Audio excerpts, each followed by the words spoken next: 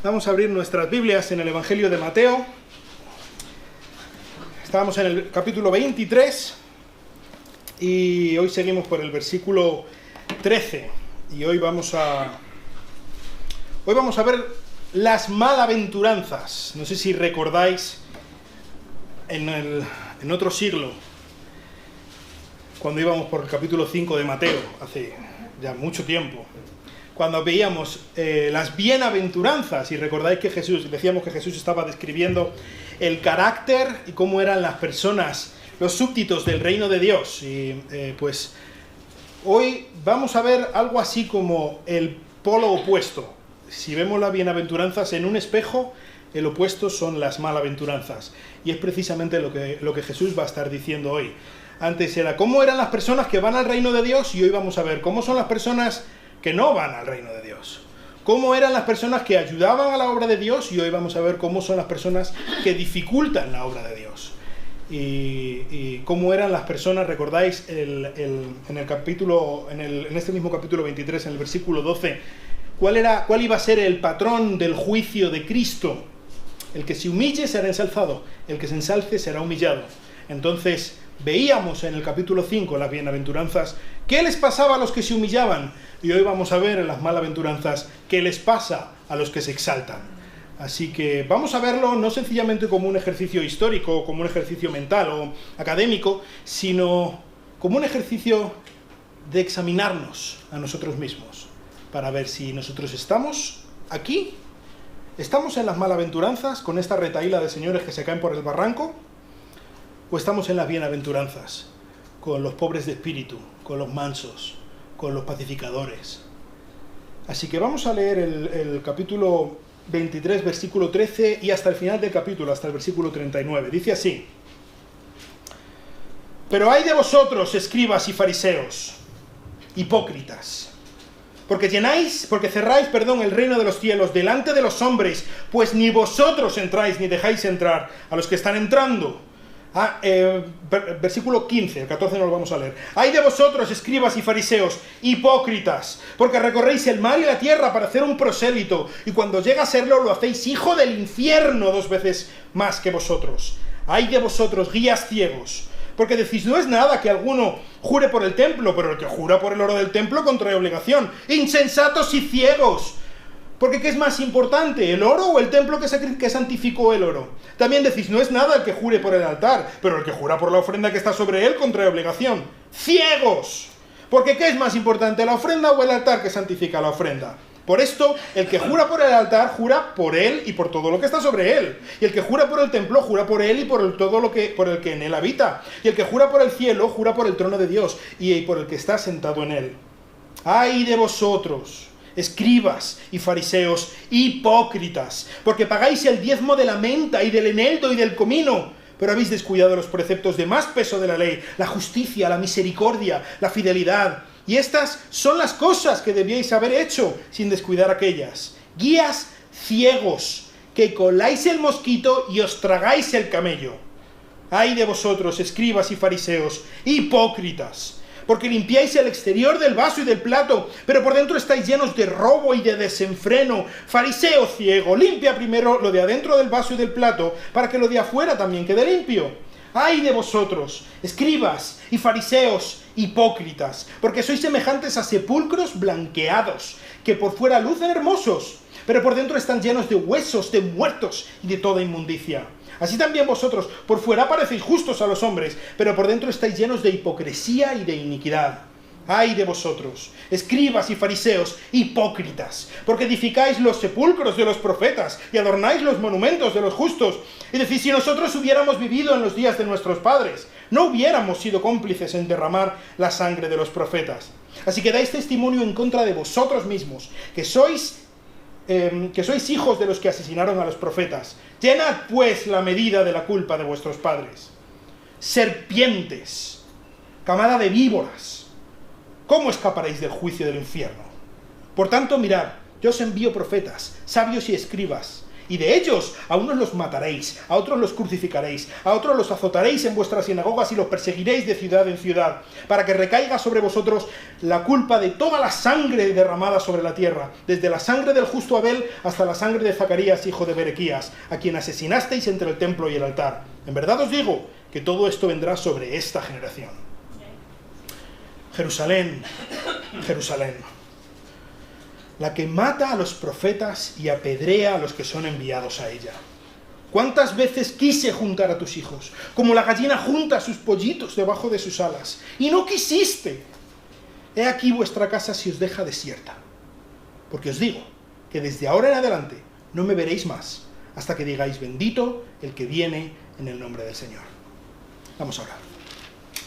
Señor, te ruego que tú nos hables en esta mañana, que tú nos ayudes a ver qué es lo que Jesús estaba denunciando de los escribas y de los fariseos, y que también tú nos ayudes a ver qué es lo que tú estás denunciando de nosotros en esta mañana. Ayúdanos a cambiar, ayúdanos a no ser hipócritas, en el nombre de Cristo. Amén. Pues, antes de nada, simplemente para que lo sepáis, me he saltado el versículo 14, porque casi con toda seguridad este versículo no estaba en los manuscritos originales, ¿vale? Alguna vez ya hemos hablado de esto, de variantes que hay en los diferentes manuscritos, y en los manuscritos más antiguos que tenemos no estaba este versículo, que de hecho lo más seguro que se haya tomado para intentar armonizar un poco todas las historias de los evangelios, se haya tomado del evangelio de Marcos y se haya incrustado aquí, ¿vale? Si tenéis alguna duda en cuanto a esto, entiendo que puede ser una cosa que en un principio puede ser como, ¿qué? O sea, que lo tengo en la Biblia pero no es. Puede ser un poco que despiste. Si tienes alguna duda, por favor, pregúntame, ¿vale? Por favor. No hay nada malo en preguntar al pastor. De hecho, debes hacerlo. No es una cosa que un símbolo de que tengas menos fe ni nada parecido. Queremos que creáis porque es verdad, no porque lo digo yo, ¿vale? Entonces, aquí Jesús, si quitamos el versículo 14, habla hasta el versículo 32. Básicamente recordáis que estábamos viendo cómo el juez está dictando sentencia. Y lo que vemos entre estos versículos hasta el versículo 32 es básicamente la lista de los cargos que el juez enumera en contra de, en este caso, los escribas y los fariseos como representantes de la nación de Israel, de aquella generación de Israel. Y más adelante veremos la sentencia. Entonces, ¿cuáles son? Básicamente Jesús dice 7 ayes, 7 ay de vosotros. Y estos 7 vamos a verlos un poco. ¿Qué es lo que Jesús está echándoles en cara? ¿Cuál es el signo de culpabilidad que ellos tienen? Y lo primero es algo que es muy, muy irónico en el versículo 13. Porque se supone que los fariseos son los que conocen qué es lo que dice la ley. Los fariseos son los que en su mente, recordáis, ellos piensan que ellos son los que tienen el derecho, la autoridad de señalar quién va a ser el Mesías. Yo soy el que está en la cúspide de la autoridad de los judíos. Se supone que ellos son los que tienen que abrir la puerta del reino de Dios. Ellos son los que tienen que ayudar a la gente a entrar al reino mesiánico. Todas las promesas que en el Antiguo Testamento están dichas, ellos son los que tienen que facilitar, pues en cambio ellos, en lugar de ser la puerta para entrar al reino de Dios, están siendo una barricada. Están impidiendo a la gente que entre al reino de Dios. Están siendo como las maderas que se clavan en las puertas para que no entre alguien. Están intentando impedir, están siendo piquetes para que no pueda entrar nadie al reino de Dios. Cerráis el reino de los cielos delante de los hombres. Pero no solamente eso, es que ni siquiera ellos entran. Ellos que son los hijos de Abraham, los judíos de judíos, los fariseos, los que realmente cumplen la ley, ellos están impidiendo que otros puedan entrar al reino, que otros puedan disfrutar de las promesas que Dios les ha hecho, pero es que ni siquiera ellos están pudiendo entrar. ¿Por qué? Porque el que se humilla será exaltado. Pero es que el que se exalta, el que dice yo puedo, yo por mis propios méritos, por las normas que yo cumplo, por las buenas obras que yo hago, soy capaz de escalar y tomar el cielo por asalto. Y a esos Dios los humilla. Y Jesús está diciendo, vosotros tan orgullosos, tan puros, tan santos, tan judíos que sois, no vais a entrar al reino de los cielos. Pero no solamente eso lo dice en el primer ay, pero en el segundo ay, que van de la mano estos dos ayes, Jesús les dice, es que incluso, en el versículo 15, recorréis el mar y la tierra, removéis cielo y tierra para ir y encontrar a un prosélito, literalmente a un converso, a un convertido, para intentar convencer a alguien, para que os siga, que sea judío como ellos, pero no le estaban convirtiendo al judaísmo, les estaban convirtiendo al fariseísmo. Realmente les estaban convirtiendo a la serie de normas sobre normas, sobre normas, sobre normas, que según ellos tenían que cumplir para tomar el cielo por asalto. Así que mueven cielo y tierra, recorren largas distancias para encontrar a un prosélito, a alguien a quien convencer, y una vez que lo han encontrado, lo que hacen con él, en lugar de facilitarle el acceso al reino de Dios, lo convierten en otra tabla más en la barricada, para que no pueda entrar nadie, y lo hacen 2 veces más hijo del infierno que ellos, más merecedor del infierno, y con una filosofía y una mente mucho más perversa que ellos. Los hacen más papistas que el Papa. Versículo 16, ay de vosotros, tercer ay, guías ciegos. Y veis la paradoja aquí, ¿verdad? ¿Cómo va a ser un guía ciego? Se supone que el ciego es al que le guían, necesita un lazarillo, ¿verdad? No, el lazarillo es el ciego, el que no tiene ni idea, y voy yo guiando a otro ciego con los ojos vendados, y aquí se ve perfectamente cómo funciona la cosa, ¿verdad? ¿Cómo van los guías ciegos? Uno detrás de otro, cayendo por el barranco, porque es que no ven, en su ignorancia, en su prepotencia. Ellos incluso se estaban haciendo trampas al solitario, fijaos. Jesús está denunciando el hecho de que ellos estén haciendo diferentes niveles de juramentos. ¿Para qué? Para poder trampear, para poder engañar a la gente. Y entonces yo le digo algo, mira, yo te voy a pagar esto, te lo juro por el templo. Lo ha jurado por el templo, tendrá que ser verdad. No, pero no tiene ninguna intención de cumplirlo, porque en su mente el juramento por el templo no sirve nada. Lo que hay que jurar es el juramento, lo que vale para algo es el juramento por el oro del templo. Si el del templo no. Es un poco como si yo te prometo algo, mira, de verdad, Paloma, te prometo que te voy a dar esto y esto y esto. Te lo prometo. Y estoy tocando madera con esto y con un pie así subido y tal, y por lo tanto mi juramento no vale. Estoy haciendo trampas, estoy intentando engañar, estoy intentando torcer las cosas para al final salir yo ganando. ¿Entendéis?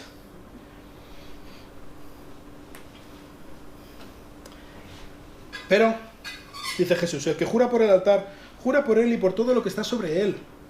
El que jura por el templo, jura por él y por todo lo que en él habita. De hecho, si estáis jurando por el templo, todo lo que está dentro del templo, ¿sabéis lo que estaba en el lugar santísimo, en la parte más profunda? Pues les venga a dar patadas. En la parte más profunda del templo estaba el arca del pacto y allí estaba el propiciatorio, el trono, lo que simbolizaba el trono, los pies del trono de Dios. Es decir, si estás jurando por el templo, juras por el trono de Dios. Y si juras por el trono de Dios, juras por el que está sentado en el trono de Dios. Estás jurando por Dios. ¿Qué tipo de trampas te piensas que estás haciendo? ¿Te estás engañando a ti mismo? ¿Estás engañando a la gente? Pero a Dios no le estás engañando. A Dios no le estás engañando con tus trampitas. Versículo 23. ¡Ay de vosotros, escribas y fariseos, hipócritas! Pagáis el diezmo de la menta, y del eneldo, y del comino. Tan religiosos eran. Estos se iban al Mercadona, se compran un bote de comino en polvo. Y lo miden, tienen una báscula de microgramos. Y te lo miden para que exactamente el 10%, el diezmo, y aquí lo traen a la iglesia. Y se lo dicen a todo el mundo. Y van donde uno y donde otro. Oye, queda el diezmo incluso del comino del Mercadona, ¿eh? Fijaos qué santo, qué puro soy. Cumplo a rajatabla absolutamente todas las leyes. Tan puro, tan exacto, tan preciso, tan bueno soy. Y no estoy diciendo que sea una cosa mala que ellos dieran el diezmo. En Levítico 27:30, Moisés dice que le dice a los hijos de Israel que dieran el diezmo de todo. O sea, no era una cosa mala, no estaban haciendo una cosa mala. Pero ¿qué estaba pasando? Al ser tan precisos, al estar tan enfocados en esas cositas chiquititas y estar cumpliendo los pormenores de cada norma, se estaban pasando lo más importante de la ley. ¿Qué es lo más importante de la ley según Jesús? Amar a tu Dios sobre todas las cosas y amar a tu prójimo como a ti mismo. Eso es lo más importante. El amor es lo más importante. Jesús aquí lo resume como la justicia, la misericordia y la fidelidad. Tanta cosa, tan precisos, tanta atención para las cositas pequeñas de la cantidad inmensa de normas que tenían que cumplir. Y realmente lo que estaban haciendo era, para cumplir eso y ser tan precisos en eso, estaban pisoteando a todo el mundo a su alrededor. Estaban siendo orgullosos, prepotentes, estaban intentando ponerse encima de la gente, estaban yendo en contra de los más débiles, estaban intentando cumplir la ley, estaban yendo totalmente en contra de lo que dice la ley. Y Jesús lo pone muy gráfico en el versículo 24, con una ilustración. Y es que ellos se querían comer su sopa kosher, su sopa pura, ceremonialmente impoluta. Y para ello tenían que colar los bichitos. Porque claro, un bicho no es kosher. No pueden comer los bichitos. Hay un mosquito en la sopa. Así que lo pasan por el colador y por el tamiz y por todo para que esté perfectamente el caldo clareado, impoluto, perfecto, sin ningún tipo de impureza. Y en medio de toda esta cosita y toda esta meticulosidad para que no entre nada que no sea kosher, se les ha colado un camello entero en la sopa. Y ellos están contentos que tienen la sopa kosher. Y se les ha colado el camello en medio de la sopa. Y esto es precisamente, puede sonar muy grotesco lo que Jesús estaba diciendo, pero esto es lo que estaban haciendo. Por intentar ser tan cumplidores de las cositas chiquititas, estaban pisando por encima de todo lo que la ley pretende, que es que amemos a Dios, que es que amemos al resto de las personas. Ay de vosotros, versículo 25. Escribas y fariseos hipócritas, tenéis un vaso y un plato, perfectamente limpios por fuera, y qué bien vestidos todos. Y hoy es domingo, qué bien todos, ¿no? Ahora, por dentro, ahí está el cocido rancio de hace 2 semanas, oliendo, dando asco. Eso sí, por fuera todo está, mira, brilla, ¿eh? Le he pasado el algodón no engaña, impoluto. Y Jesús les dice, hipócritas. ¿Pero qué es más importante si vais a comer algo en el plato o beber algo en la sopa? ¿Que esté lo de fuera o que esté lo de dentro? De hecho, si limpiáis lo de dentro, lo de fuera se limpia solo. Y así es como funciona. Simplemente una apreciación. Quizás esto sería más interesante, también a los hombres, pero más específicamente para las mujeres. ¿Cuánto tiempo, hoy, el día del Señor, cuánto tiempo has pasado poniéndote guapa y guapo para hoy? Yo me he afeitado, no sé si lo habéis visto, ¿eh? Sí, la mascarilla. Y me he duchado y no sé qué. No me he puesto maquillaje, como podéis ver, pero quizá vosotras os habéis puesto maquillaje. Ahora, otra pregunta. ¿Cuánto tiempo hoy has pasado poniéndote guapa por dentro? ¿Cuánto tiempo has pasado limpiándolo de dentro del vaso? ¿Cuánto tiempo has estado delante de tu Señor pidiéndole que te ayude a ver tu pecado, te ayude a limpiarte? ¿Cuánto tiempo has pasado de rodillas hoy? Y muchas veces estamos tan empeñados en venir aquí a la iglesia y decir, sí, amén, hermano, muy bien, gracias a Dios. Y una cara resplandeciente y los dientes brillan, sonrisa profident, ¿verdad? Y nuestro corazón está hecho una pocilga, con nuestros deseos desenfrenados rondando a sus anchas, y no hemos venido a nuestro Señor para que nos ayude a luchar contra nuestra maldad. Ay de vosotros, escribas y fariseos, hipócritas. Si limpias lo de dentro, lo de fuera no es tan importante, y de hecho ya se limpiará. No estoy diciendo que esté mal ducharse ni nada por el estilo, duchaos por favor, y ponerse maquillaje o ponerse uno guapo y tal, no estoy diciendo para nada. Pero hay cosas mucho más importantes, como dice aquí Jesús, el interior del vaso, mucho más que el exterior del vaso, incluso aunque no se vea. Hay de vosotros,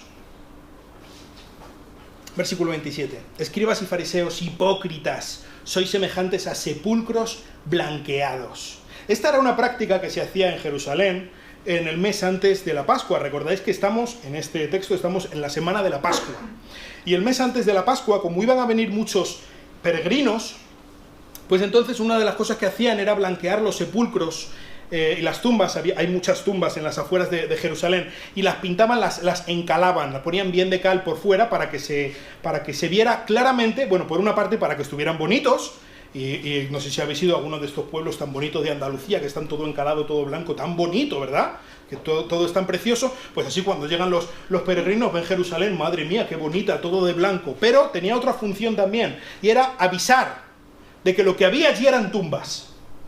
Por lo tanto, no se podían acercar, porque si se acercaban y estaban cerca de un muerto, se ponían ceremonialmente impuros y ya no podían participar en las ceremonias de la Pascua, a lo que precisamente habían ido a Jerusalén. Entonces era una advertencia: sí, es muy bonito, pero no te acerques. No te acerques porque te hace ceremonialmente impuro, te contamina.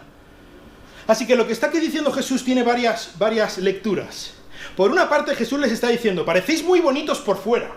¡Uy, qué cosa más bonita, eh! Todo limpio, blanco. Además, los fariseos iban con una túnica blanca impoluta, perfectos, allí andando con su percha. Pero lo importante no es lo que va por fuera. Y por fuera lucís maravilloso. Ahora, por dentro lleváis a un muerto. Un muerto de días que hiede ya, que huele mal. Pero por otra parte también Jesús estaba hablando a la multitud, les estaba advirtiendo en contra de estos de blanco, tan guapos, tan bonitos, tan impolutos, que realmente son sepulcros blanqueados. No os acerquéis a ellos, no os contaminéis con sus enseñanzas y con su falsa religión, porque entonces seréis ceremonialmente impuros, entre comillas, no podréis entrar al reino de Dios. Ellos intentando ganar el cielo con sus manos, realmente, como estaba diciendo en los dos primeros ayes, estaban impidiendo que la gente pudiera entrar al reino de Dios. Y pues muchas veces nosotros también pensamos que la pureza ritual es mucho más importante que la pureza del corazón. Y esto es una cosa que debemos pensar. No hay nada malo en ello, pero lo importante en nuestra vida no debe ser parecer cristianos, hablar como cristianos. Y qué bonito habla Jorge, madre mía. Yo quiero hablar como él. Lo que debemos hacer es que nuestro interior cambie, agarrándonos a Cristo, que el Espíritu Santo nos cambie nuestro corazón. Y lo de fuera, mira, Él lo irá cambiando de la manera que sea, pero no es lo importante. Lo importante es lo que tenemos dentro de nuestro corazón. Y vamos al último ay. Versículo 29. Ay de vosotros, escribas y fariseos hipócritas. Hablando de tumbas. Mira, os voy a decir una cosa de tumbas. Os encanta edificar y remodelar y ampliar y pintar y que sean preciosas todas las tumbas y los monumentos funerarios de todos la retahíla de profetas que vuestros padres han asesinado en el pasado. ¿Por qué? Porque así estáis diciendo: yo no soy como mis padres, ¿eh? Y mis padres aserraron a Isaías y a Zacarías, como está aquí diciendo en el versículo 35. Mis padres metieron en el agujero a Jeremías. Mis padres iban contra los profetas que enviaba Dios, pero yo no. Yo estoy en contra de lo que hicieron mis padres. De hecho, fíjate, las tumbas, mira la tumba de Isaías, qué bonita está, ¿eh? Ayer por la mañana estuve a pintarla. Está preciosa. Para que todo el mundo vea que yo no soy como ellos. Y Jesús les dice: dais testimonio en contra de vosotros mismos que sois hijos de los que asesinaron a los profetas. Sois dignos hijos de vuestros padres. De hecho, lo que estaba ocurriendo en ese momento no es que fueran sencillamente hijos de sus padres, sino que sus padres a su lado eran unos yogurines, eran unos parvulitos. En ese momento, ellos mismos estaban planeando cómo asesinar al Mesías de Israel. Ellos mismos estaban mirando a ver, atando cabos, de qué manera podían comprar a uno de sus discípulos para acabar con el Dios encarnado. Y pensaban que ellos no eran como sus padres. No solamente sois como vuestros padres, sois vuestros padres corregidos y aumentados. Llenad pues la medida de culpa de vuestros padres. Y este tema de la medida de culpa, simplemente quiero comentarlo un poco. A lo que se está aquí refiriendo Jesús es algo así. Imaginaos como que hay encima de la cabeza de los hombres hay una bolsa o un globo de la culpa que nosotros vamos acumulando delante de Dios. Esto es un símil, ¿vale? Que realmente no hay ningún globo. Pero Dios tiene mucha misericordia. Dios es perdonador, Dios nos ama, Dios ha enviado a su único Hijo para morir por nosotros, porque quiere que estemos con Él, quiere perdonar, luego lo vamos a estar viendo. Pero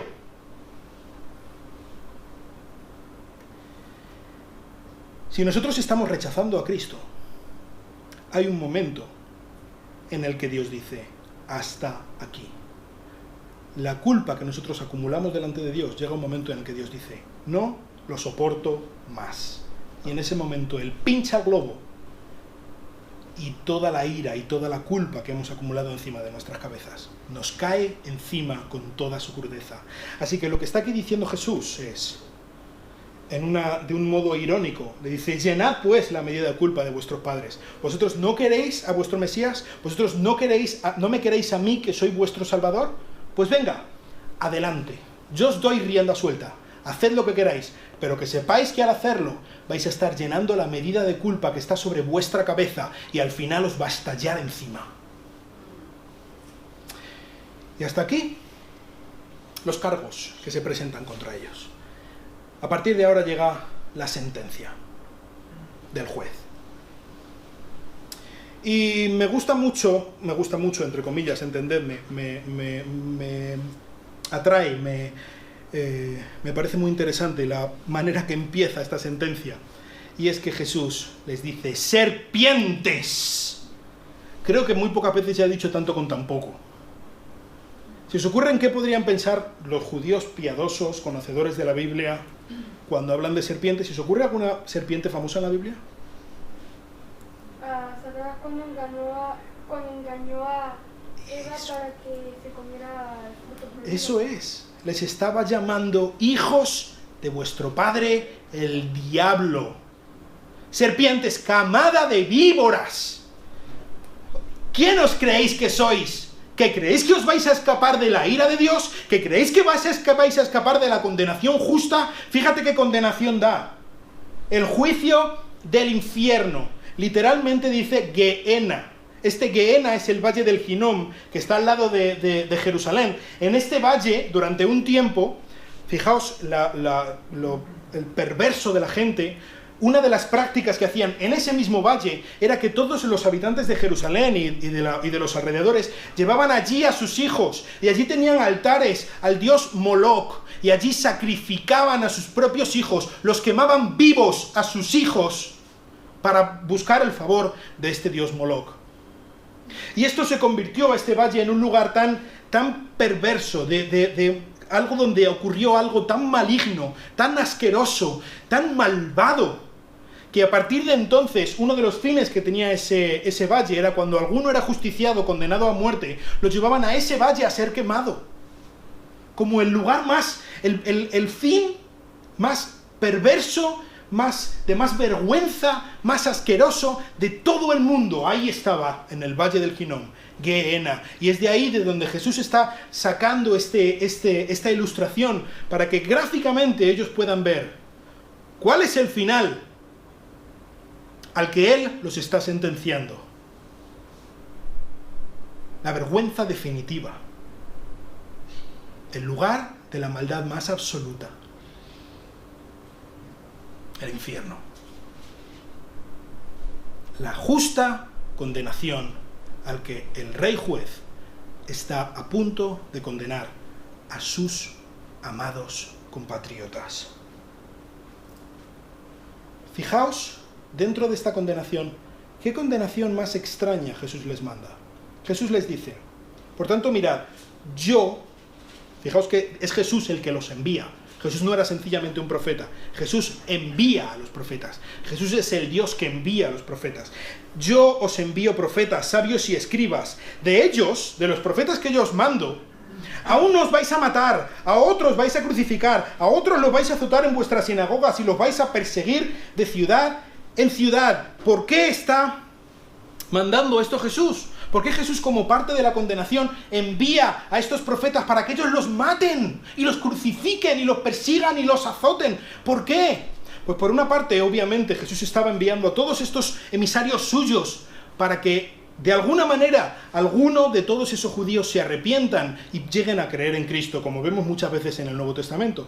Pero, por otra parte, Jesús nos está dando otra interpretación, otro prisma desde el que mirar. Básicamente todos los acontecimientos que a partir de ahora ocurren en todo el Nuevo Testamento. Y es que Jesús está enviando a sus profetas, a sus enviados, para que estos malvados líderes religiosos los maten. Y de esa manera acumulen aún más sangre encima de sus cabezas.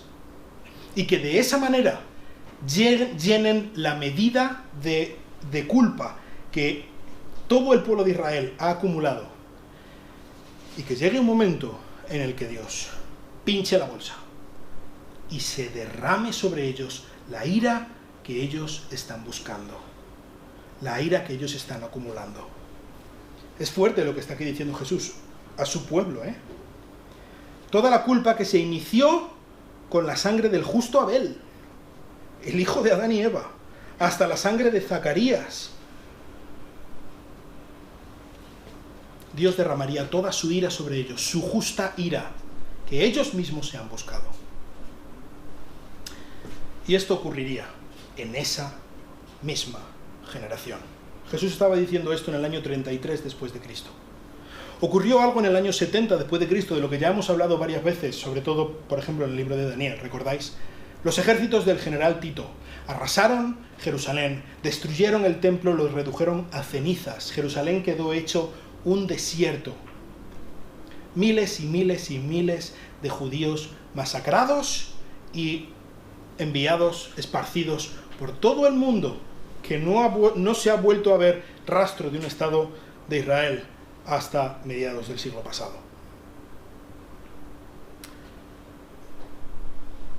Versículo 37. Creo que a partir del versículo 37 hasta el versículo 39 es la clave para que podamos entender esta condenación en su justo, en su preciso contexto. ¿Qué es lo que está aquí diciendo Jesús? Jerusalén, Jerusalén. Y yo me imagino a Jesús llorando amargamente. Quizá pensábamos que todo esto que Jesús ha estado diciendo, ¡ay de vosotros, escribas y fariseos, hipócritas! Jesús lo estaba diciendo algo así como por despecho, ¿no? Como diciendo, vosotros me habéis estado rechazando, vosotros estáis buscando mi muerte, pues os vais a enterar. Como un poco la frustración de Jesús por estos que estaban diciendo, no. Jesús estaba dictando el justo juicio divino sobre ellos. Pero, ¿sabes? Lo estaba haciendo con todo el dolor de su corazón. Y su corazón se rompía por estar haciendo eso. Y por tener que estar condenando a sus compatriotas, a sus hermanos israelitas. Jerusalén, Jerusalén, la que mata a los profetas. Fíjate, esto es algo así como el apellido de Jerusalén. Esta es Jerusalén. Jerusalén es la que mata a los profetas. Jerusalén es la que apedrea a los que son enviados a ella. Y fíjate lo que dice Jesús. Fíjate, porque cuando vemos los profetas del Antiguo Testamento, realmente deberíamos estar viendo a Jesús. Es Jesús el que los está enviando. ¿Cuántas veces quise juntar a tus hijos, como la gallina junta a sus pollitos debajo de sus alas? Y tú no quisiste. Y yo me imagino los judíos a veces pensando, cuando Dios enviaba a los profetas, algo así como que Dios quería fastidiarles la fiesta.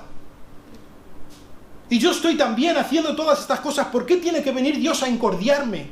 Y cuando ellos estaban dictando la sentencia sobre el pueblo de Israel y diciéndoles, no habéis cumplido el pacto y viene juicio de Dios, y ellos diciendo, pero ya está bien de enviarnos jueces, ya está bien de enviarnos gente que nos fastidie, que nos diga las cosas que no queremos oír. Pero ¿sabes qué es lo que realmente estaba pasando? Que Jesús, como una madre amorosa, les estaba chillando, diciéndoles, venid a mí, estáis camino al barranco, por favor, parad, dejadlo ya. Venid a mí, estoy deseando que vengáis, estoy deseando juntaros como una gallina que junta sus pollitos, estoy deseando nutriros, estoy deseando abrazaros, estoy deseando daros lo mejor, cumplir todas mis buenas promesas, mis buenos planes con vosotros. Por favor, venid a mí, arrepentíos y venid a mí. Cristo quería. Dios estaba deseando perdonar a Israel. Dios estaba deseando agarrar a Israel y abrazarla contra su pecho. ¿Quién fue quien no quiso? Fueron ellos los que no quisieron. Ellos tomaron la consciente y deliberada decisión de rechazar a su Dios, de rechazar a su Mesías. Y el que se humille será ensalzado. Pero amigos, el que se ensalce será humillado.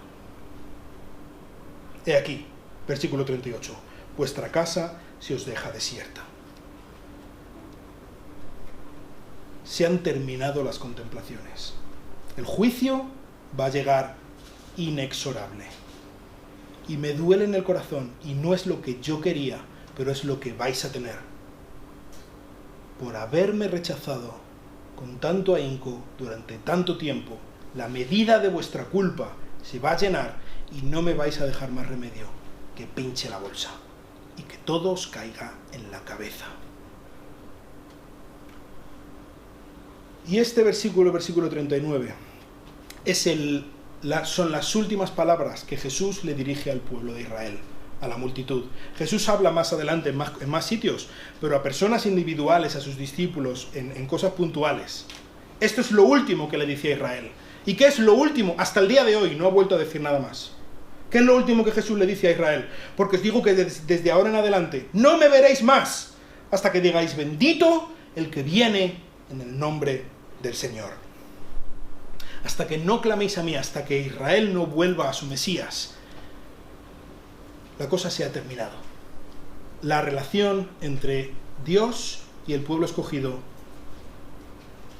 está en punto muerto. No hay.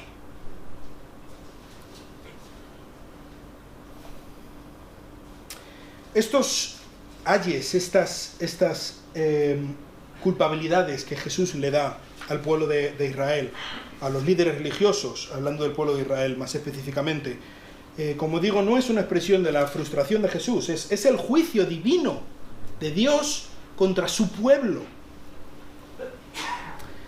Pero fijaos que en medio de este juicio divino también, Jesús, con las últimas palabras, está afirmando y está afirmando que la relación entre Dios y su pueblo Israel no ha terminado.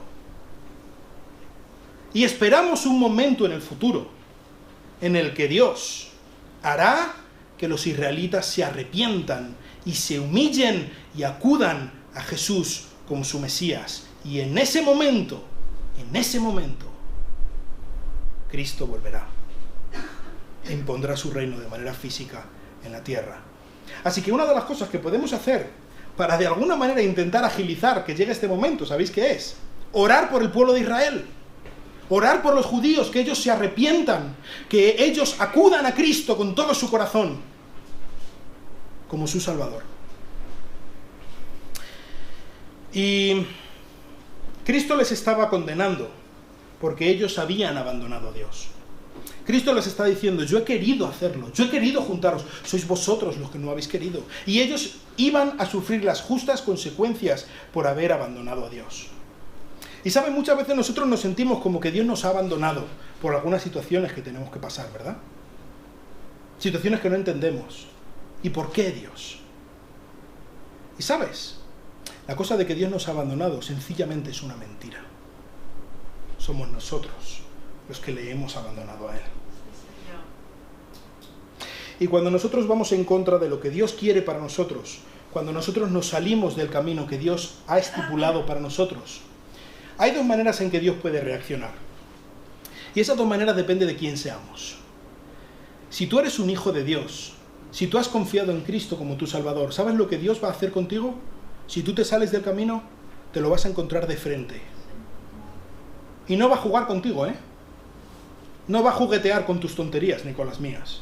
Te lo vas a encontrar de frente para pararte los pies de cualquier manera posible. Porque Dios, al que ama, disciplina. Azota al que tiene por hijo. No te va a dejar en paz. No lo va a hacer. Pero en cambio, quizá podéis pensar en personas malvadas, que abiertamente van en contra de Dios, y que a pesar de eso triunfan, incluso aunque triunfen a costa de la obra de la Iglesia. Parece que hay personas que triunfan incluso delante de Dios. Y sabes, hay personas a las que Dios los abandona. Personas que no son hijos de Dios, y que Dios los abandona, como dice por ejemplo en el capítulo 1 de Romanos. Los abandona para que sufran las justas consecuencias de sus acciones,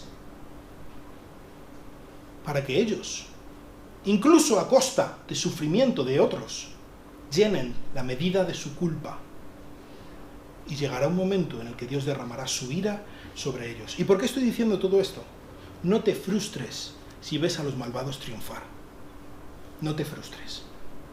No te frustres si parece que las cosas te van mal. ¿Qué es lo que debes hacer? Acude a Cristo. Si ves a los malvados triunfar, acude a Cristo. Acude a Cristo y pídeles por la salvación de los malvados. Porque, ¿sabes? Lo único que nos separa a ti y a mí de cualquier otra persona, por mala que te pueda parecer en tu mente, es la misericordia de Dios. Si ves que las cosas te van mal, acude a Cristo, porque con Él lo malo nunca será lo último. Recordáis lo que estábamos viendo al principio acerca de Esteban. Siempre podemos mirar al cielo y ver a Dios en su gloria, y ver que Él lo tiene todo perfectamente planificado. Y al final el juez supremo pagará a cada uno conforme a sus obras. Lo hará. A todos. A ti. No vas a escapar. Por muy listo que te pienses, no lo vas a hacer. Y si tú te ensalzas, pensando que tú puedes por ti mismo, serás humillado. Pero si tú te humillas y acudes a Cristo para que Él pague por lo que tú tienes que pagar, porque lo hizo muriendo en una cruz. Él pagó por lo que tú tienes que pagar. Él te regala su preciosa salvación. Si tú acudes a Cristo, entonces, si te humillas, Él te exaltará.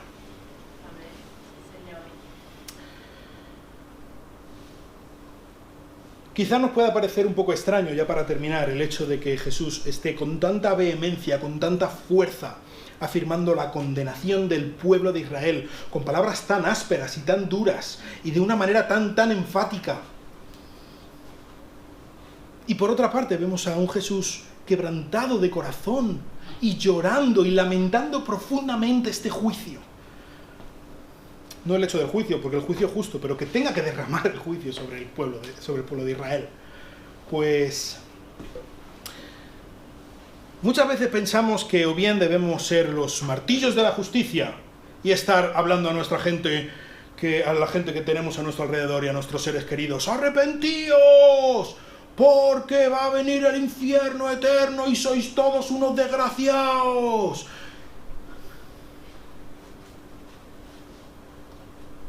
Debemos hablar del juicio que viene, ¿eh? Debemos hacerlo.